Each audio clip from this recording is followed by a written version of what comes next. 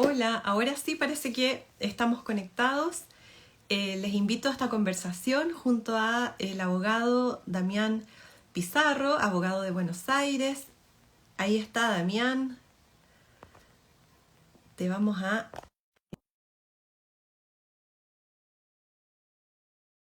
de familia y cómo trabajar este espacio de litigación, este juicio de cuidado personal, visitas tal vez cuando tenemos hijos en medio de este conflicto. Hola Damián, ¿cómo estás? Bien, ¿y vos? Bien, muy bien. Ahora sí nos pudimos conectar. ¿Cómo estás? Bueno, muy bien, estoy así, entre emocionado, nervioso y demás, así que bueno, esperamos estar a la altura desde ya. Gracias. Bueno, comencemos entonces. Yo estaba avisando para los que se van a unir después, los que van a ver este video, que hoy Ah, vamos a bien, hablar entre abogados acerca está de bueno. cómo abordar casos de familia cuando tenemos niños o adolescentes que están en medio de esta situación y que de alguna manera están involucrados en el conflicto de los adultos. Así que ya Bien, te doy la palabra, este es tu momento para que conversemos. mi momento. Bueno, genial. Ante todo, muchísimas gracias por el espacio, muchísimas gracias por tu tiempo.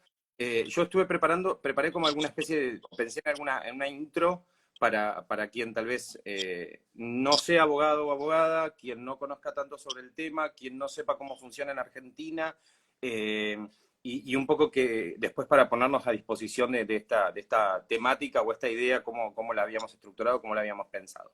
Ante todo, desde ya Natalia te agradezco, sé que tenés una hermosa agenda de día siempre, con tu experiencia y con todo lo que estás trabajando y creo que también vamos a poder charlar un poco sobre eso, pero eh, yo te vengo insistiendo siempre porque hay algunas, y te vengo siguiendo desde ya en las redes, porque es muy importante y muy interesante lo que haces, independientemente de nuestros perfiles académicos que se han cruzado en la Universidad de Buenos Aires. Ambos estamos en el programa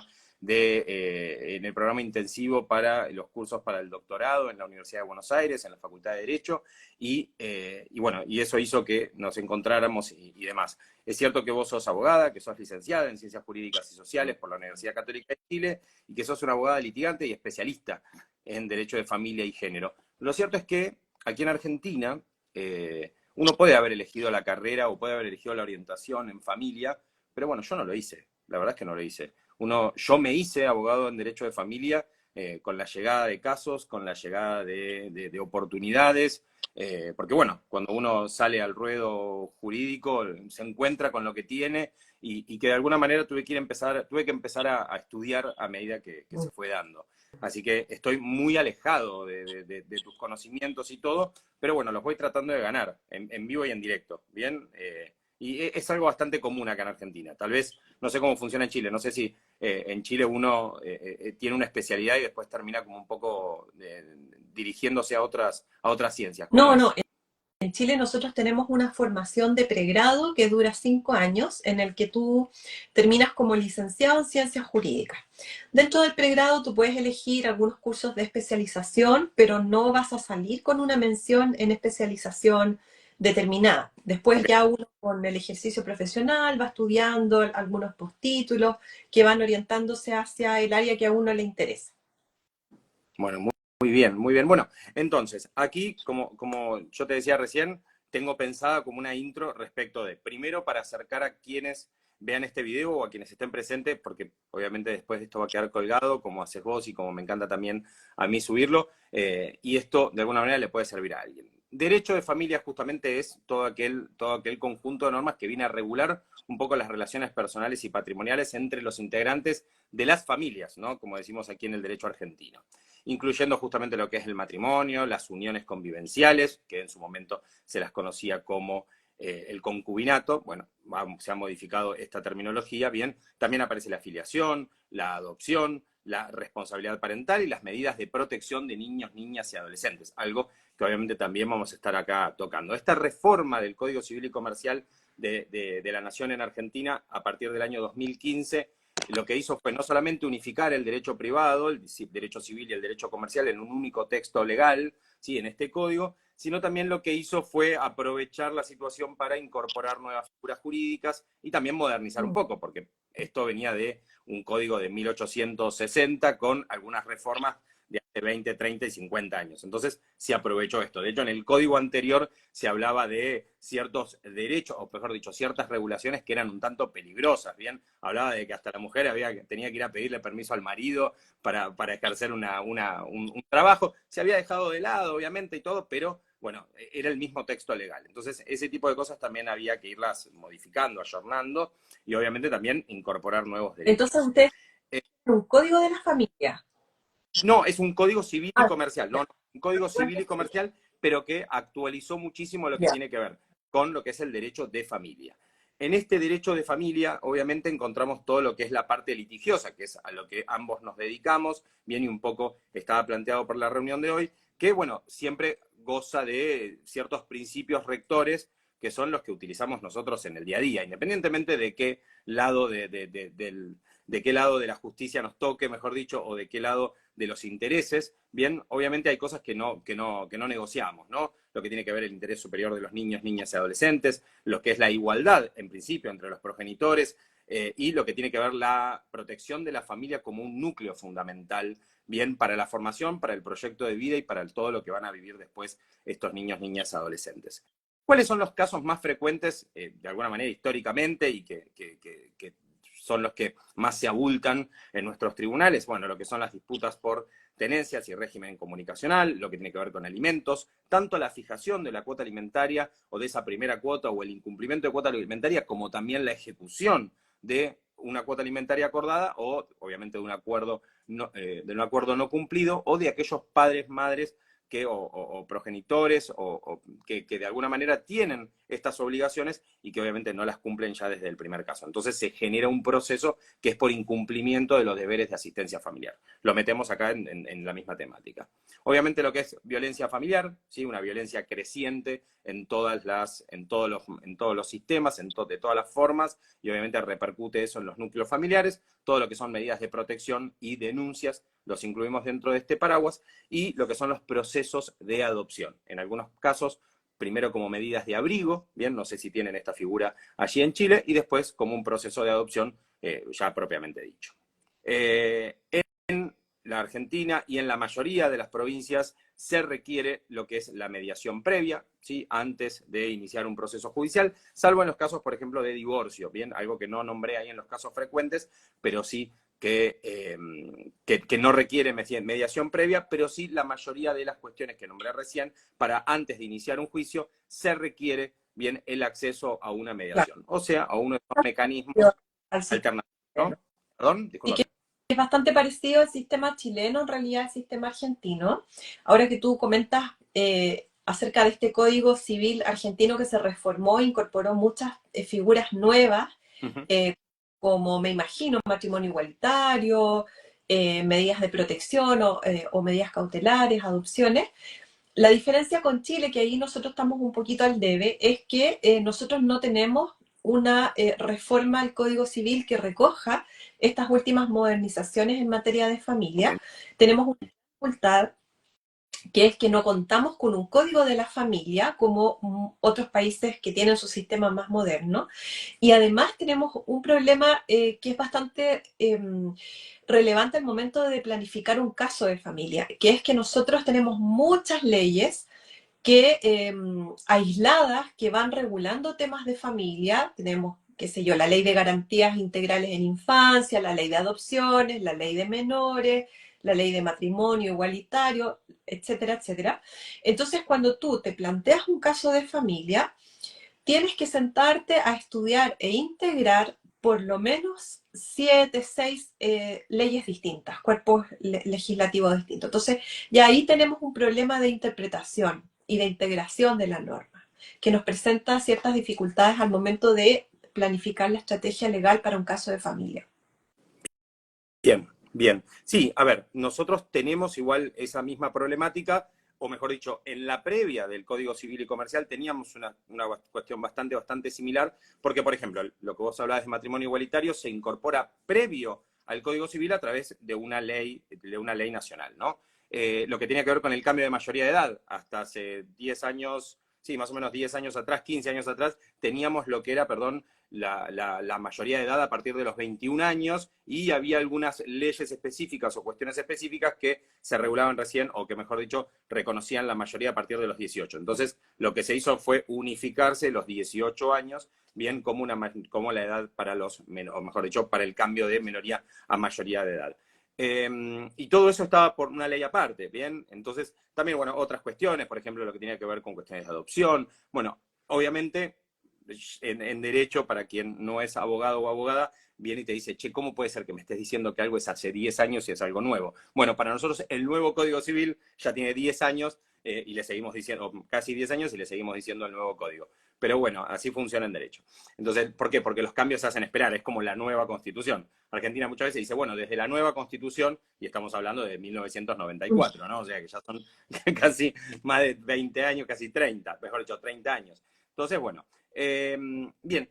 Y ahora también quería aprovecharte para abordar un poco dentro de lo que es el litigio del derecho de familia y a ver qué te parece, Natalia, plantearte este tema que yo algunas veces lo llamo alienación parental. No me refiero a síndrome, sino que me refiero a estado. ¿Te acordás que te había comentado esto de unos niños, niñas, adolescentes en situación o en estado de alienación parental? Bien, y vos me trajiste un término que me parece que es bastante más amigable o menos discutido, que es el de triangulación familiar, ¿no? Porque no importa la necesidad de un síndrome y demás, que es justamente lo que conlleva a que el otro tal vez no sea tan querido. Y en este caso, con triangulación familiar, si no te molesta una pequeña intro, sé que vos lo vas a abordar mucho más, pero, o que tal vez me puedes ayudar mucho más con esto, pero es justamente cuando un progenitor o un miembro de la familia, hasta cierto punto, ¿no? Podríamos decirlo, manipula bien a uno de los menores o a varios de ellos, a los que forman parte, justamente para influir en su percepción respecto del otro progenitor, bien, o el otro familiar, ¿no? Esto tiene que ver con afectar esas relaciones familiares, bien, y generar lo que es la alienación parental. O sea, esta figura que de alguna manera es un tanto controvertida y que no está reconocida en Argentina bien jurídicamente, la alienación parental, porque de hecho, si vos lo pedís o lo denunciás como me parece, le decís al juez, che, me parece que acá hay alienación parental, bien, lo primero que te van a decir es que no es una figura jurídica reconocida, a pesar de que hay un poquito de jurisprudencia, pero no es reconocido ni por la normativa, bien, y no es reconocida por una vasta jurisprudencia. Y esto para nosotros es importante. Entonces, ¿qué es lo que tenemos, se podría decir en este caso? Un adulto, ¿sí? Generalmente es un progenitor, pero bueno, que convierte al menor en un mensajero o busca convertirlo en un mensajero o en un aliado en esta situación, lo utiliza, ¿sí? Para resolver o para complicar aún más esos conflictos de alguna manera intrafamiliares o interpersonales o interparentales que se dan, y desacredita, afecta, bien, lo que es la figura del otro progenitor, bien o familiar, justamente ante el menor. Esto, obviamente, y ahora tal vez hablo desde lo que yo veo, porque yo lo veo como no me tocó estar del otro lado, pero digo, me toca estar siempre del lado de la víctima, bien, lo veo en mi cliente o en mi clienta como una persona que emocionalmente está siendo afectada y psicológicamente también, de la misma manera que los menores que están en medio. Hay una confusión afectiva, ¿sí? Hay una cuestión de lealtad, ¿sí? Esto de mi papá me dijo que te diga que no, o mi papá mandó ese mensaje, pero tal vez yo no quería tanto mandarlo. Hay dificultades, hay dificultades en el desarrollo tanto emocional como social y también hasta cognitivo, porque tenemos niños o niñas que en medio demuestran tener ciertas afectaciones que exceden ya el vínculo con el papá o con la mamá. Y hay un riesgo de depresión en algunos casos, y tengo clientes o clientas que están pasando por esta situación y que ya tienen que ser tratados psicológicamente y psiquiátricamente al punto de ser medicados bien, porque bueno, esta situación ya excede lo que es una discusión o tal vez un día y se ha convertido en meses o en años. Bien, entonces me parece que un poco esto quería contarte. Hay cuestiones que tienen que ver con el abordaje, hay cuestiones que tienen que ver con una relevancia jurídica que si en algún momento se da la oportunidad te lo cuento, pero me parece que ese es un poco el planteo que quería contarte. Súper, perfecto, claro.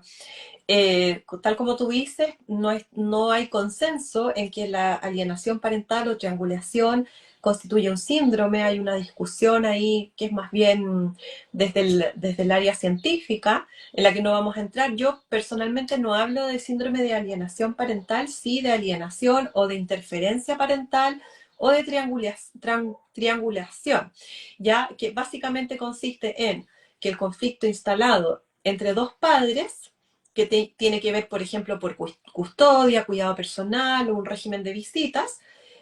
Uno de los dos padres, o incluso a veces más triste, ambos padres hacen parte al hijo o hijos de este conflicto, intentando llevarlos para que adhieran, ¿cierto?, a una postura u otra.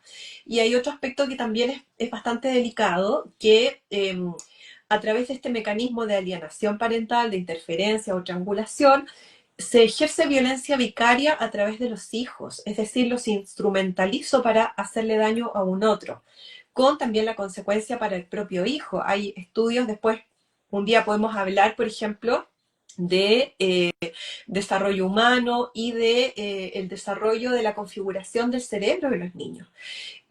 Hay estudios que nos muestran que mientras más alto el cortisol en los niños, en especial en la primera infancia, y hablo de 0 a 6 años, mientras más alto el cortisol, más interferencia en la construcción de redes neuronales existe. Y esto puede tener consecuencias de incluso interferir en el desarrollo cognitivo, como tú muy bien dijiste, pero además en desarrollar enfermedades físicas como problemas respiratorios, problemas del aparato circulatorio, entre otras discapacidades. Entonces, hay que tomar conciencia de que incorporar a los hijos en un conflicto familiar que debe ser resuelto por los adultos, intentando alienarlos, llevarlos para una postura u otra, puede tener consecuencias incluso a largo plazo en la vida de nuestros hijos. Perfecto, perfecto, clarísimo. Sí, a ver, acá lo que tal vez a mí me gustaría en algún punto que este tipo de encuentros o este tipo de desarrollos o tratamientos que se puedan hacer, en algún momento lleguen a generar un cambio en cuanto a las medidas a las cuales después nosotros nos encontramos. ¿Sabes, Natalia, que a veces cuesta muchísimo torcer el rumbo de un expediente? Al menos es lo que me sucede a mí y lo que sucede en Argentina, lo que sucede en el fuero de familia de aquí de Capital Federal, de la Ciudad Autónoma de Buenos Aires, ¿bien? Y que tiene que ver con que nos cuesta que los jueces ordenen medidas, ¿bien? Además de esas medidas que obviamente buscan restablecer los vínculos familiares, que buscan que haya equipos interdisciplinarios, ¿no?, con psicólogos, con trabajadores sociales, pero es muy difícil a veces salir de lo que es el proceder de ese juzgado. Entonces vos ya sabés que si te toca ese juzgado vas a tener que caer, o por ejemplo, si te toca una parte que tu cliente te dice, Damián, yo quiero que vayamos a un lugar donde mis hijas o mis hijos se sientan cómodos, donde podamos estar tranquilos, y bueno, por una cuestión de garantizar que haya, que sea una situación igualitaria, ecuánime. Por ejemplo, el juzgado te manda a una instancia en un hospital público o te manda a un lugar del Estado, y eso hace que todo se demore meses en que te den el primer turno y muchos más meses en que se pueda generar el primer informe. Entonces, esto de el interés superior del niño, que obviamente nos rige y rige todo esto de lo cual estamos conversando, a veces se convierte, o a veces que queda como de alguna manera tan postergado. Entonces, no sé si esto, de qué manera, por ejemplo, vos o ustedes trabajan esto a la hora no sé si tienen este conflicto, no sé si tienen esta limitación o se encuentran con esto. Mira, nosotros en Chile, cuando el mecanismo judicial para denunciar una situación de vulneración de derechos de niños, niñas o adolescentes se llama medida de protección, ya que es un juicio especial que tiene por objeto investigar si este niño o niña está siendo vulnerado en sus derechos, de qué manera y cómo podemos reparar esta vulneración. En mi experiencia, en la mayoría de los casos, no tiene tanto que ver con la propia persona del niño esta vulneración, sino que más bien con interferencias de los adultos que están a cargo de los niños, ya que están interferidos en sus habilidades parentales, están pasando por estrés, por depresión, o hay un conflicto tenaz instalado, un divorcio destructivo, por ejemplo, entre estos adultos que está afectando a los niños. ¿Y cuáles son las salidas que nos permite la ley chilena? Bueno, tenemos varias ahí, hay algunas como suspensión del régimen de visitas, que hoy día estaba escuchando unas fundaciones en Chile que están promoviendo un proyecto de ley que tiene que ver con las denuncias falsas, que se hacen precisamente para suspender el régimen de visitas, como para herir, ¿no?, desde otro punto a este otro con el que estoy en conflicto. Cambios de cuidadores, ingreso a algún programa especializado, hospitalización, tratamientos médicos. Y bueno, generalmente la salida que da el sistema público cuando los padres son los que están interferidos y no ejercen su rol adecuadamente y con eso afectan a los niños, es derivarlos a un programa público que tenemos dos categorías. Tenemos el programa de prevención focalizada, que está centrado en padres con un nivel mediano de complejidad, este caso de interferencia parental, que tiene que ver con rehabilitar las habilidades parentales, la capacidad de conectar emocionalmente con el otro, de comunicarse, de vincularse. Y luego tenemos el programa de reparación al maltrato grave, que ya interviene en casos que han tenido mayor impacto en la vida de los niños. Estamos hablando de situaciones de exposición a abuso sexual, la violencia reiterada, entre otros temas. El problema es precisamente lo que tú comentas, la lista de espera, o sea, el promedio de un ingreso efectivo entre que el juez deriva una familia a intervención y esta intervención inicia son por 3 meses. Entonces, imagina, y entre medio no estamos con mucho control judicial ni autocontrol. Claro. Y por lo tanto, desde nuestro centro en el cual yo dirijo, que se llama Coiparenta, que está en la página web www.coparenta.cl, nosotros trajimos la metodología de la coordinación de parentalidad, que consiste en un acompañamiento especializado con profesionales que tienen formación en el área de psicología, mediación familiar, gestión de conflictos, desarrollo humano, derecho. Es una amplia formación en realidad la que hay que tener para ser coordinador parental. Entonces, estos profesionales acompañan a estas familias en conflicto, ayudándoles a cumplir los acuerdos del Tribunal de Familia. Por ejemplo, se regula un régimen de visitas o hay un cambio en el cuidado de los hijos en la custodia y hay que hacer ciertos ajustes en el camino para cumplir estas órdenes del juez.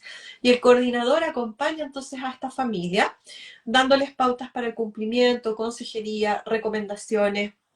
Y esto además está acompañado de la intervención especializada de psicólogos y psicólogas expertos en el área de infancia, pareja, familia, que van trabajando en modo individual con los padres para el desarrollo de sus habilidades parentales, la superación del conflicto, un cambio en la manera de gestionar el conflicto familiar, pero con la declaración base que nosotros formulamos, la mirada puesta en los hijos, la mirada puesta en las necesidades de la infancia y de la adolescencia, ¿ya?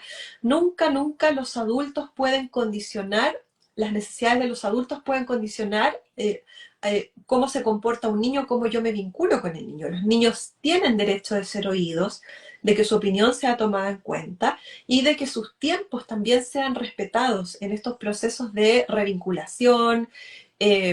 con el genitor que no han visto en bastante tiempo. Ya esto no es esta mirada adultocéntrica, ¿no? Que el adulto dispone, el juez, el padre, el terapeuta, sino que es el niño el que nos va entregando las pautas para iniciar este proceso de reparación del vínculo. Me encanta.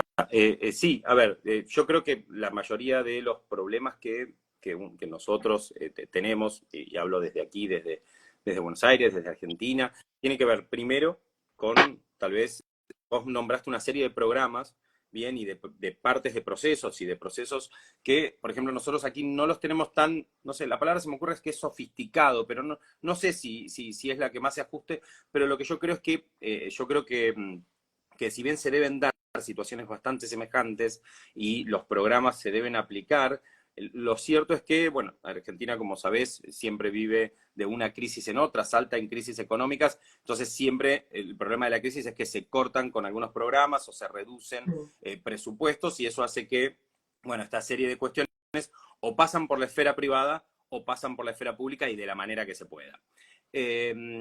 Es cierto que cuando uno plantea, por ejemplo, distintos espacios para realizar una revinculación y propone uno que es privado, normalmente los lugares que son privados cuestan mucho, ¿sí? Salen bastante dinero, todo lo que tiene que ver con o se paga por cada una de las sesiones y son bastante costosas, o bien se paga de manera mensualizada, o sea, no sé, si son 4 encuentros mensuales u 8, si son 2 veces por semana. Bueno, eso depende, y la verdad es que son bastante costosos aquí en Argentina. Son costosos en pesos y son costosos en dólares también.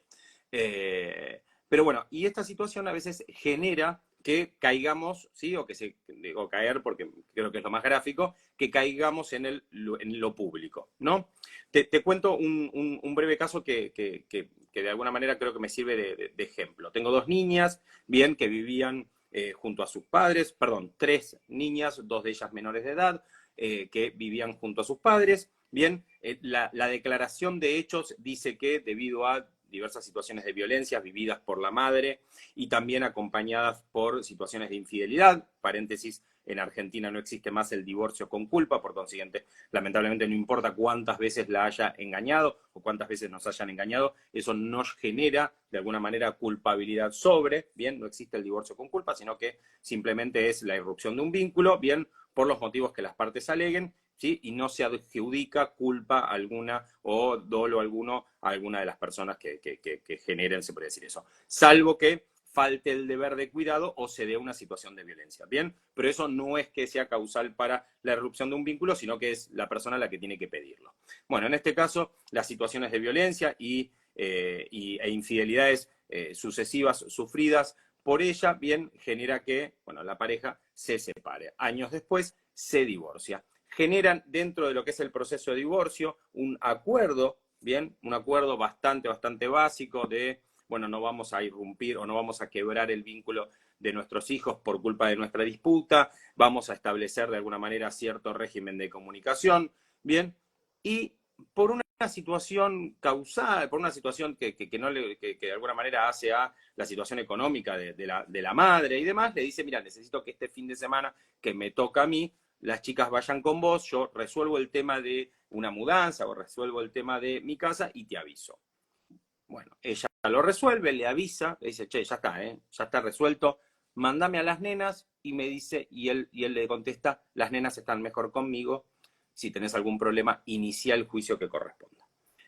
O sea, hubo de alguna manera ya un retiro, ¿sí? Del cuidado, fue quitado la comunicación. Nosotros tenemos acá lo que es el régimen de comunicación. Por suerte se dejó atrás la frase régimen de visitas, que era bastante limitada. Bueno, entonces se corta este régimen de comunicación, se interrumpe lo que es el cuidado personal por parte de ambos progenitores y se da esta situación donde el padre, bien, retiene a las menores, bien, hoy diríamos en contra de su voluntad, pero con el correr del tiempo y el pasar de 2, 3 años, bien, nos encontramos con dos niñas que fueron, hoy una de ellas adolescente, casi a pocos meses de ser mayor de edad, hoy nos encontramos con dos mujercitas que de alguna manera han sido, te diría que hasta reprogramadas, bien, y no desean en principio volver a vivir con su madre y hasta una de ellas tiene cierto, no sé si retraso madurativo es el término correcto, pero refleja que en este momento cuenta con un problema de cómo expresarse y cómo hasta reconocer a la madre como madre propiamente dicha, y la reconoce como una persona que en algún momento formó parte de su vida, pero no logra identificar. Entonces le dice, bueno, que a la pareja del padre le dice madre y a la otra le dice madre de la panza, ¿no? Como para que se entienda este problema o este lío en el cual se encuentra la niña hoy por hoy. ¿Qué es lo que manda el proceso judicial? Bueno, a iniciar un proceso de revinculación, no reconociendo que exista situación de violencia o algún tipo de restricción respecto de la madre, y automáticamente nos encontramos en un proceso medio atorado, porque, bueno, los procesos públicos aquí de revinculación son, como te decía recién, extensos y tal vez no sé si tan eficaces.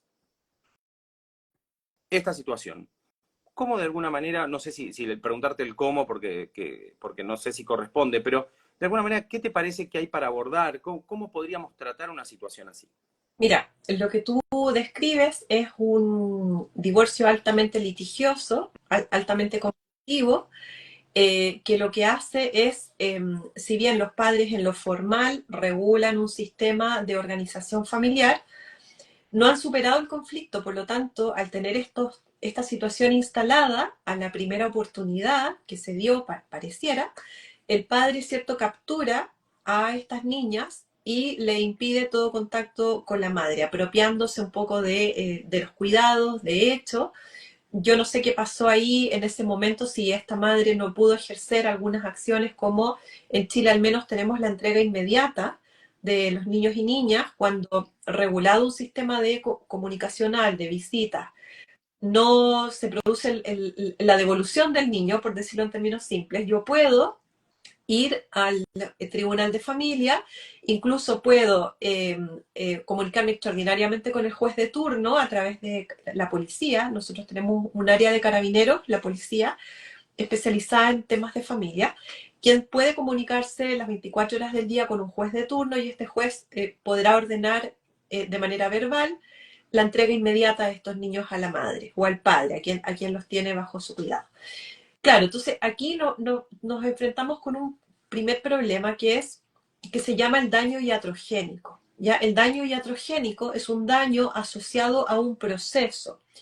El proceso judicial se extendió tanto y lamentablemente los abogados tenemos muchas herramientas si queremos para alargar eternamente un proceso judicial, y tú lo sabes, ¿no? Incidentes, apelaciones, nuevas demandas, formulación de nuevas pruebas, etcétera. Entonces este proceso a nivel de litigio se alargó tanto que el tiempo, ¿cierto?, fue también dando espacio a que la posición del padre, que estaba bastante polarizada, se transfiriera a las hijas y probablemente las hizo parte del conflicto y las hizo tomar una posición, una postura. Y aquí quisiera yo detenerme para que ojalá que cuando otras personas vean este video y estén buscando asesoría legal en materias de familia y estén en un conflicto como este, Ujú. hay que tener ojo, cuidado con los abogados y abogadas con los que nos hacemos asesorar en materia de familia. Ya, desde mi opinión muy personal, por cierto, después de 20 años de ejercicio profesional, yo creo que no basta la formación en el ámbito del derecho para ejercer en el área de familia. Un abogado, abogada de familia debiera necesariamente formarse en especializaciones sobre el desarrollo humano, entender, por ejemplo, que un hijo de padres separados que es de corta edad, de menos de un año, para regular un sistema de visitas, de vinculación, tenemos que hacerlo por periodos cortitos pero muy seguidos. Ya un niño de 6 meses, de un año, necesita constantemente ver a ambos padres para poder integrarlos a ambos como figuras significativas en su mundo. En cambio, un niño de 6 años, por ejemplo, eh, ya tiene conciencia del ayer, del hoy, del mañana, del calendario. Entonces ya podemos organizar un sistema de comunicación que vaya alternando por periodos más extensos. Saber, por ejemplo, que un adolescente necesariamente por su etapa en la que está va a presentar crisis normativas. ¿Qué son las crisis normativas? Son eh, eh, periodos o momentos en la vida en la que los adolescentes empiezan a probar los límites con los que fueron criados y van a entrar en conflicto con sus padres para también tratar de separarse dentro de la identidad, ¿cierto? De intentar no parecerse a sus padres y buscar su propia identidad. Entonces hay que buscar abogados, abogadas que sepan de desarrollo humano, que sepan también, ojalá, de formación especializada en trauma, ¿ya? No toda experiencia traumática como un divorcio necesariamente se va a configurar en un trauma complejo para nuestros hijos. Es el cómo los adultos gestionan el conflicto, va a depender del impacto que tengan los hijos. Entonces, bien buscar abogados que tengan conciencia, ¿cierto?, de los efectos del trauma complejo en la infancia y la adolescencia y que sepan también de teoría del conflicto, teoría de la comunicación, gestión del conflicto, ojalá mediación familiar, para que tengan otras herramientas para trabajar el conflicto, ¿ya? Porque, bueno, y también, por ejemplo, qué sé yo, saber de primeros auxilios psicológicos. A mí me gusta harto como estas otras áreas. Yo creo que la abogacía no es suficiente para trabajar casos de familia.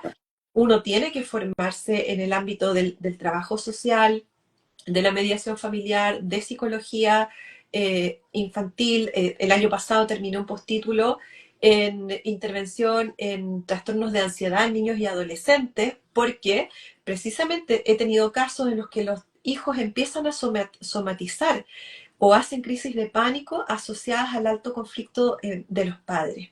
¿Ya? Entonces, el conocimiento del derecho no es suficiente para abordar casos de alta complejidad. Entonces, ahí hay que fijarse en buscar profesionales que tengan estos conocimientos, o bien, cuando no los tenemos, pero tenemos deseos de trabajar en el ámbito del derecho a la familia, los abogados, la asociatividad es importantísima.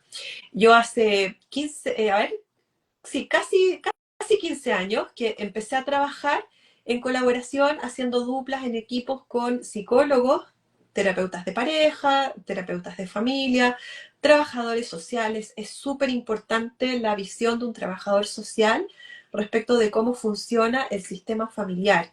Entonces uno se va nutriendo, ¿cierto?, con el desarrollo del caso, con la opinión experta de estos psicólogos, de estos trabajadores sociales, de estos mediadores, que te van aportando nuevas miradas y consejos muy valiosos para gestionar el conflicto, ¿ya?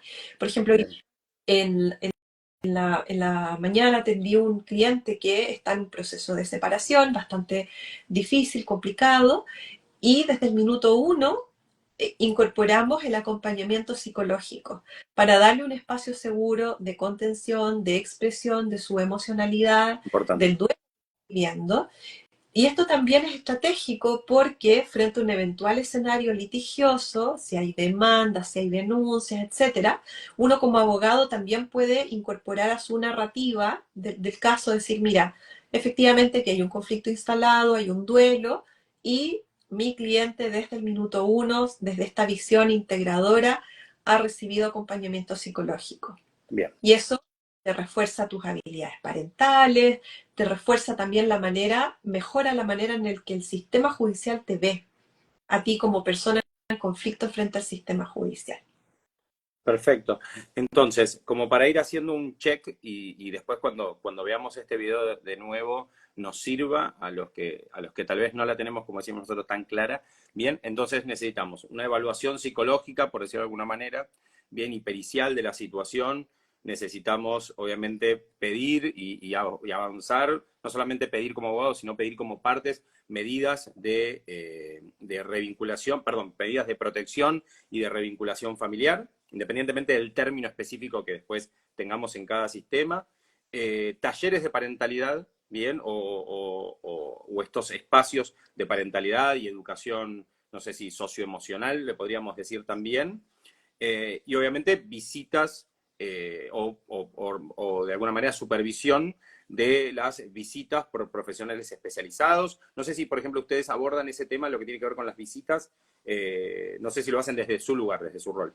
Claro, mira, nosotros, bueno, aquí me salgo del rol de abogada y te hablo como coordinadora parental. La Claro, coordinación parental es hermosa porque, a diferencia de la mediación, en la que en el proceso de mediación familiar son las partes las que van proponiendo soluciones, el mediador no interviene, se mantiene neutral, dirige solamente el diálogo.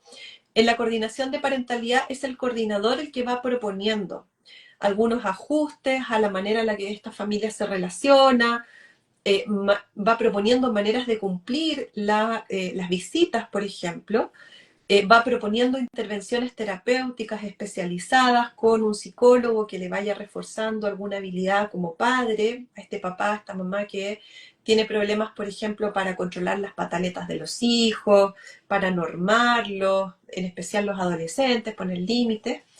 Eh, y bueno, desde la coordinación de parentalidad, cuando ha pasado un tiempo importante en el que no se han visto algunos de los hijos con su papá, nosotros no hablamos de supervisión de visitas, sino que más bien de acompañamiento. Nosotros tenemos el espacio en el centro en el que si un tribunal de familia ordena que, despejados factores de riesgo, no podemos hacer coordinación de parentalidad si hay violencia de género, si hay violencia intrafamiliar instalada, si hay otros factores de protección, factores de riesgo graves, ya como patologías psiquiátricas no tratadas, porque una patología psiquiátrica per se tampoco es invalidante en la medida que esté tratada, ya hay puntúes, perfecto.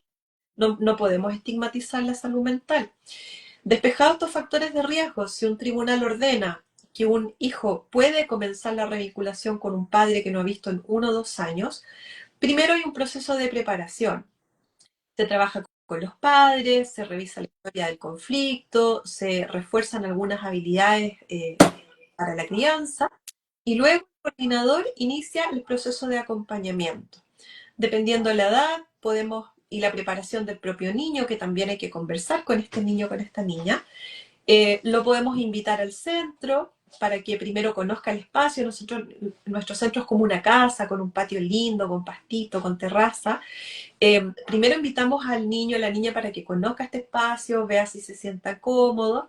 Y luego, por ejemplo, llega el papá, la mamá que no ha visto en bastante tiempo, para tener un espacio de encuentro en este lugar, con actividades dirigidas, con juegos, un taller de huerta, de pintura, no sé. Vamos trabajando estos espacios, estos encuentros en este espacio. La tecnología incluso nos permite hoy día también hacer acompañamiento de visitas para una revinculación en contexto virtual. Podemos hacer videollamadas, por ejemplo, WhatsApp nos permite hacer llamadas de grupo y yo he acompañado a una de nuestras trabajadoras sociales del centro que ella organiza videollamadas de un papá con una hija que están como en esta etapa de reencontrarse y ella también está presente en la llamada pero con la cámara apagada.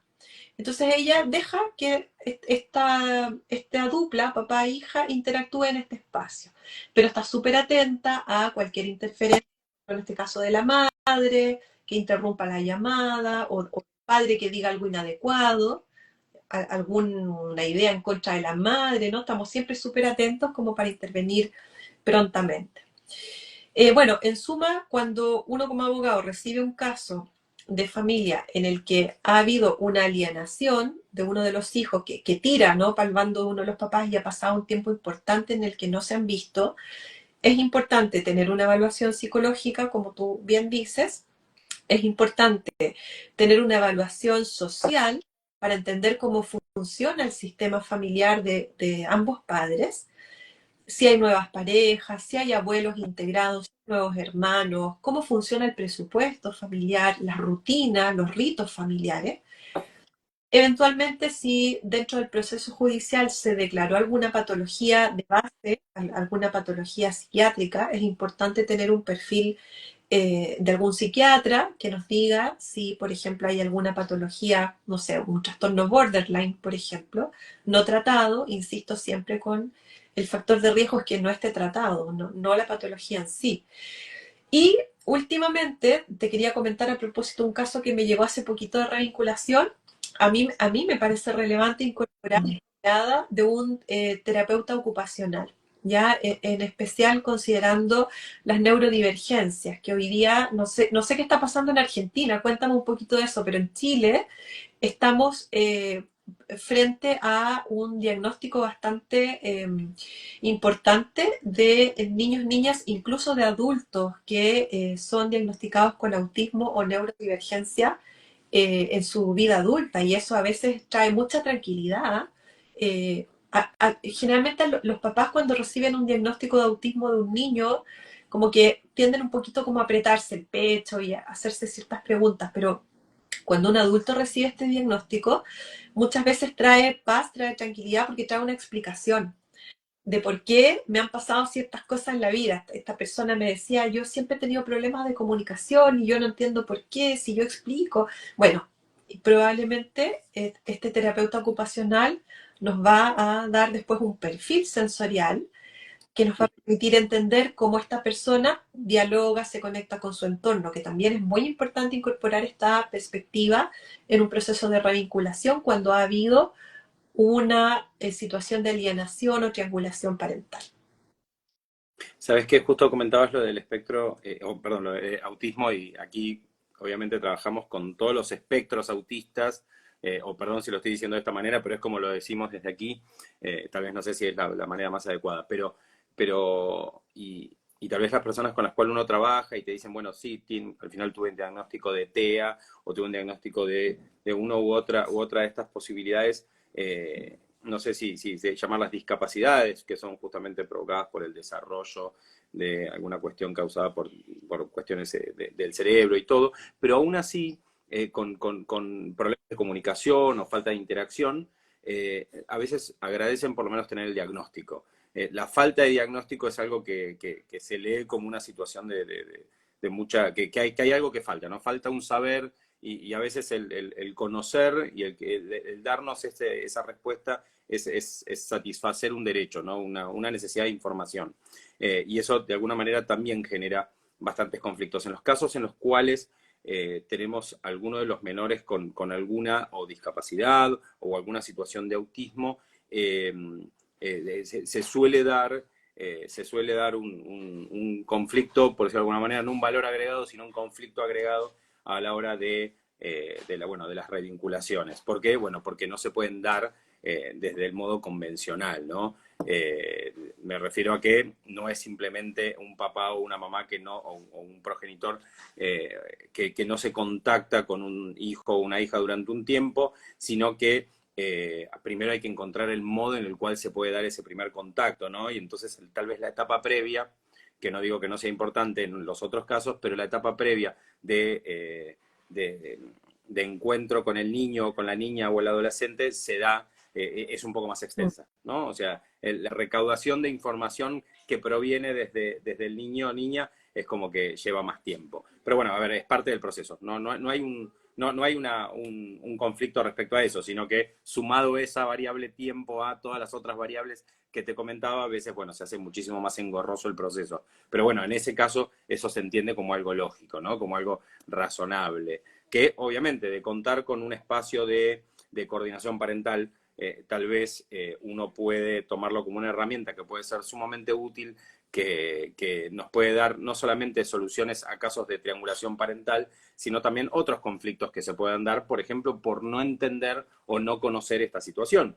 En este caso que te comentaba, cuando luego de una serie de encuentros, en realidad en el primer encuentro mi clienta se da cuenta, pero en una serie de encuentros, bien, logramos que el informe que provea esta sala de entrevistas del Ministerio Público Fiscal emita un informe diciendo acá hay una niña que tiene una serie de, vamos a decir, discapacidades o una serie de cuestiones que no se ajustan a la edad bien que le correspondería o ciertos conocimientos que debió adquirir y que tal vez ella hoy los tiene o no los tiene de alguna manera tan completos. Entonces, este tipo de cuestiones, bueno, surgen de estos espacios, de estos procesos y creo que obviamente es muy importante. No solamente por el apoyo profesional que provee, sino también por este acompañamiento que decías vos antes. Y que obviamente esta cercanía, que creo que también dado esta cuestión, ¿no? Esta cercanía creo que provee soluciones y bueno, nada, me parece que es súper, súper importante. Y también, bueno, ahí hay dos elementos que quiero volver a recalcar. Uno, el estrés tóxico, es decir, la alta exposición al estrés. Los niños están con el cortisol por acá arriba todo el día. Entonces, yo les pido que recuerden algún momento en el que se sintieron estresados. Tenías el corazón agitado, la respiración agitada, ¿cierto? El cuerpo está mucho más reactivo, pero eso cuando nos pasa en un momento para reaccionar frente a un cambio de luz en un semáforo o a una eventual agresión, claro, nos sirve porque activa el sistema nervioso, activa los mecanismos de defensa del cuerpo. Pero imagínate lo que es para un niño, para una niña, vivir permanentemente en este estado de estrés y de ansiedad. Y eso quiero volver a puntualizar porque es relevante que los padres que están pasando por un conflicto familiar tomen conciencia. La exposición a un estrés crónico va a afectar a largo plazo el desarrollo neuronal, la configuración del cerebro de nuestros hijos, van a tener menos conexiones de sus neuronas, la sinapsis, ¿no? Clase de biología. Y van a tener también efectos Es en lo único, perdóname, es lo único que recuerdo de biología de la secundaria. y van a tener también efectos a largo plazo en su salud física. Van a presentar enfermedades cardiovasculares, hay mayor riesgo de muerte por ataques al corazón. Esto está súper estudiado. Y por otro lado, cuando ya en medio de este proceso judicial recibimos nuevos diagnósticos que tienen que ver especialmente con la neurodivergencia, aquí hay que trabajar ciertos temas y para mí el primero a veces es el duelo de los propios padres de recibir un diagnóstico de un niño, un hijo neurodivergente. La sociedad nos ha condicionado a pensar y esperar un cierto tipo de paternidad, de maternidad, en el que hay ciertos valores, ciertos sociales, culturales que son muy importantes. Tener un niño inteligentísimo, sociable, bueno para los deportes, para ser amigos. Entonces, como culturalmente estamos condicionados para esperar este tipo de experiencia como padres o madres cuando recibimos un diagnóstico de que nuestro hijo tiene alguna neurodivergencia y vamos a tener distintas maneras de relacionarnos con el entorno. Bueno, la ley es como triste, los trata como personas con discapacidad, con cierto grado de discapacidad, ya, pero yo prefiero hablar de diferencias para relacionarnos. Hay un duelo, ¿no? En los padres que por esta expectativa. Y por otro lado, la comprensión del diagnóstico también es muy importante. Por ejemplo, yo últimamente me han llegado varios casos de papás que tienen hijos neurodivergentes y tenemos que demandar alimentos, visitas, etcétera. Y me he encontrado con varias familias que niegan los diagnósticos. Ya, por ejemplo, tengo un caso de un chiquitito de 2 añitos que él no puede estar en espacios abiertos que tengan agua circulando, porque si él ve, por ejemplo, el mar o una fuente con agua circulando, él se desregula al punto que se autoagrede. Él corre contra una pared y se golpea, se descompensa y es muy dependiente de su madre cuidadora. Y el discurso del lado de la familia del padre es, no, si este niño es muy regalón, decimos en Chile, cuando es muy consentido, es muy regalón, es que lo malcriaron, siempre lo consintieron en todo, por eso que él exige que se haga todo como él quiere. Y hay una negación de esta realidad científica que es recibir un diagnóstico de neurodivergencia. Entonces, eso también es relevante y aprovecho para pasar un aviso. Yo tengo una amiga muy querida, la Carolina, que ella lidera un colectivo que se llama Mujeres TEA en Justicia, @Mujeres TEA en Justicia, y tiene 2 podcasts que son preciosos, que los encuentran en Spotify. Uno se llama Autistas Nos Queremos, Muy bien. y el otro se llama Talentos de Mujeres Neurodivergentes, que el autismo en mujeres es otro tema, porque las mujeres como hemos sido socializadas para ser simpáticas, agradables, qué sé yo, tienden también a enmascarar estos diagnósticos y es más difícil diagnosticar de neurodivergencia.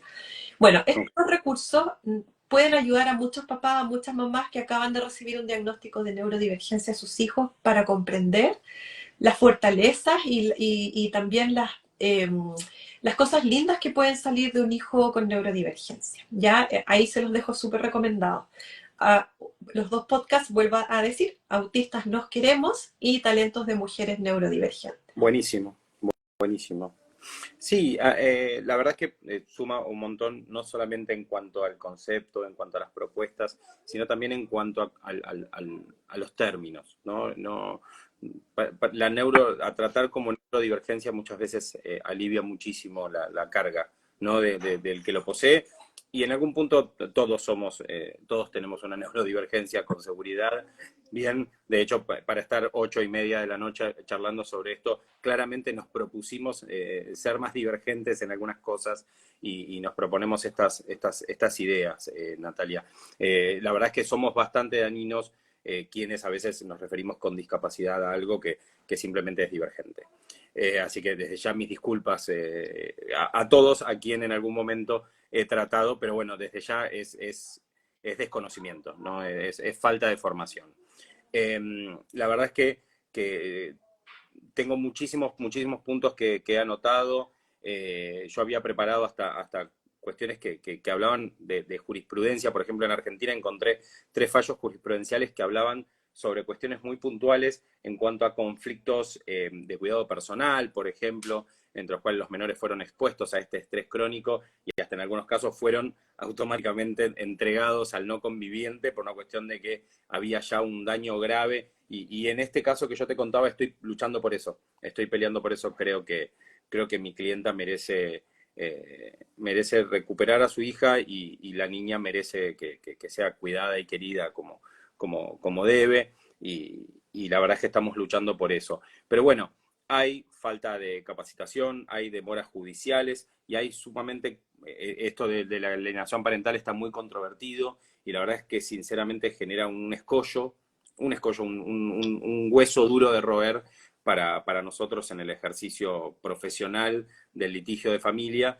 Y bueno, nada, abogo porque justamente todo lo que tiene que ver para abordar estos temas de estrés y de alienación o de triangulación familiar, efectivamente lo podamos resolver, al menos en los tribunales, porque después en lo otro, bueno, nada, hay estos procesos y estos espacios que seguramente son muy útiles.